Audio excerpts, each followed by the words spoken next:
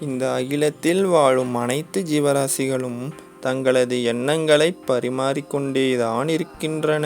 இதில் மாற்று கருத்து ஏதும் இல்லை. இதில் மனித ஜீவராசிகள் மட்டும் சற்று தனித்து நின்று தனக்கென்று தனியே ஒரு இடத்தை பிடித்து வைத்திருக்கின்றனர்.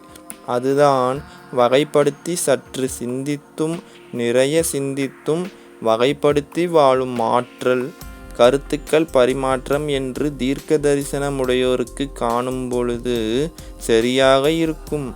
இன்னும் சரியாகச் சொல்ல போனால், எதை கூற வேண்டும், எங்கு கூற வேண்டும், எப்படி கூற வேண்டும், யாரிடத்தில் கூற வேண்டும், எப்பொழுது கூற வேண்டும் என்று இந்த தீர்க்கதரிசிகளுக்கு தெளிவாக புரிந்திருக்கும். தீர்க்க தரிசன பார்வை இல்லாமல் சாதாரணமாக சிந்திக்கும் மனமானது நிச்சயம் சொல்ல வரும் கருத்தை சொல்லியே தீர வேண்டும் என்று பிடிவாதம் பிடிக்கும். இந்த வகை மனதை சாதாரணமாக சிந்திக்கும் மனம் என்று சொன்னால் மிகையாகாது. சொல்ல வேண்டிய இடத்தில் சொல்ல வரும் கருத்தை தெள்ளத் தெளிவாக கூறினால் ஓர் சிறந்த உதாரணமாக தகுந்த நபர் கூறப்படுவார். எல்லாம் இயற்கைதான்.